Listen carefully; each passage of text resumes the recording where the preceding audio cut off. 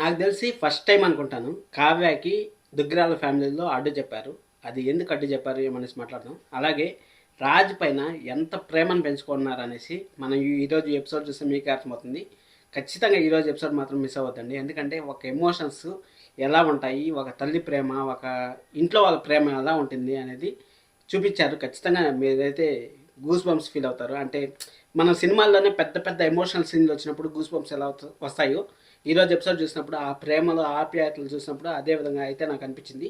మిమ్మల్ని ఎవరు ఇంత అభిమానంగా ఇంత ప్రేమగా చూసుకుంటారో వాళ్ళ పేరు కామెంట్ చేయండి. మీ అమ్మగారా, నాన్నగారా, ఎవరు చూసుకుంటారు, మీ ఇంట్లో ఎవరు చూసుకుంటారు అన్నది కామెంట్ చేయండి. ఎవరినో కొత్తగా చూస్తాను మాత్రం ఖచ్చితంగా సబ్స్క్రైబ్ చేసుకొని లైక్ చేసి వీడియో చూడండి. ఇప్పుడు మనం బ్రహ్మముడి ఎపిసోడ్లో కానీ వెళ్ళిపోయినామంటే అక్కడ మన కావ్య అయితే దేవుని ప్రార్థిస్తుంది. ఏమని ప్రార్థిస్తుంది అంటే, దేవుడా ఒక్క ఛాన్స్ ఇవ్వు నాకు చాలు, ఆయన్ని కలిసేదానికి ఒక్క ఛాన్స్ ఇవ్వు నాకు చాలు, నేను ఆయన్ని ఎలా దగ్గర చేసుకోవాలనుకుంటే అలా దగ్గర చేసుకుంటాను, మళ్ళీ నేను చూసుకుంటాను అంతా అనేసి చెప్పింది. ఇక్కడ కావ్య గారు మీరు చెప్పింది అయితే కరెక్ట్. దేవుడు అయితే మీకు ఒక ఛాన్స్ అయితే ఇచ్చాడు.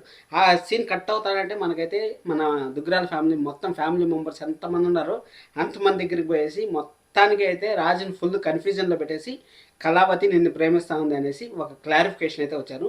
అక్కడ అమ్మాయిలు ఆడవాడి మాటలకు అర్థాలు వేరులే అంటే, నాకు ఆకలి వేయలేదు అంటే ఆకలి వేస్తూ ఉంది అనేసి, నువ్వు వెళ్ళిపో అంటే నువ్వు రా అనేసి ఆ విధంగా ఏదేదో మతలబ్ చెప్పి అక్కడ మీ చెల్లెలు కళావతి వాళ్ళ చెల్లెలు అప్పు గురించి అయితే ఒక మాట ఉన్నాను. మీ చెల్లెలు 6 అడుగులు హైట్ లేకపోయినా దాంట్లో సగం ఉన్నా కానీ ఆడవారి మాటలకు అర్థాలు వేరులే అనేసి క్లియర్ కట్గా ఎక్స్ప్లెయిన్ చేసింది అనేసి చాలా చాలా ఫన్నీ వేలు అయితే చెప్పాడు. నిజంగా చాలా చూడముచ్చటగా ఉంది అబ్బా. రాజు అలాగే కావ్య జంట చూడముచ్చటగా ఉంది. మళ్ళీ వాళ్ళకి పెళ్లి జరుగుతుందా లేదా అనేది ఒక స్పెషల్ వీడియో అయితే నిన్న చేస్తున్నాను, మన ఛానల్లో ఉంది, వెళ్ళి చూడండి. రాజు కావ్యకి పెళ్లి జరిగితే ఎలా ఉంటుంది అనేది ఒక స్పెషల్ వీడియో అయితే చేశాను, దానికి పోల్ కూడా పెడతాను. అలాగే మన తాతగారు అయితే కళావతికి అయితే అడ్డుకట్టేశాడు. అమ్మ నువ్వు ఇన్ని రోజులు ఏం చేసినా కానీ మేమేం మాట్లాడలేదు, కానీ ఇప్పుడు రాజు అయితే మన ఇంటికి వచ్చినా కానీ నువ్వు రాజుని దగ్గరగా కలవకూడదు. ఎందుకంటే నీ ప్రేమ కోసం తప్పించాలి. తప్పించినప్పుడే వాళ్ళు ఇంకా ప్రయత్నాలు ఎక్కువ చేస్తాను, ప్రయత్నాలు ఎక్కువ చేస్తే ఆటోమేటిక్గా గతం గుర్తొస్తుంది అనేసి అయితే మన తాతగారు, అపర్ణ గారు అందరూ అయితే మన కావ్యకి అయితే క్లారిఫికేషన్ అయితే ఇచ్చారు. కావ్య క్లారిఫికేషన్ ఇచ్చిన తర్వాత కావ్య వాళ్ళకు అనుగుణంగా నడుస్తుందా, లేకపోతే కావ్య మా భర్త ప్రాణ పరిస్థితిలో ఉన్నాడు ఈ విధంగా చేయకూడదు అనేసి మళ్ళీ ఏమైనా రివర్స్ అవుతుందా ఏమనేసి మనం అప్కమింగ్ ఎపిసోడ్స్లో అయితే చూద్దాం. అలాగే రుద్రాణి గారు ఆడబోయినారు, ఇంత జరుగుతా ఉన్నా అనేసి మనం అయితే అనుకున్నాం. పాపం వాకింగ్ పోయేసి వచ్చారు.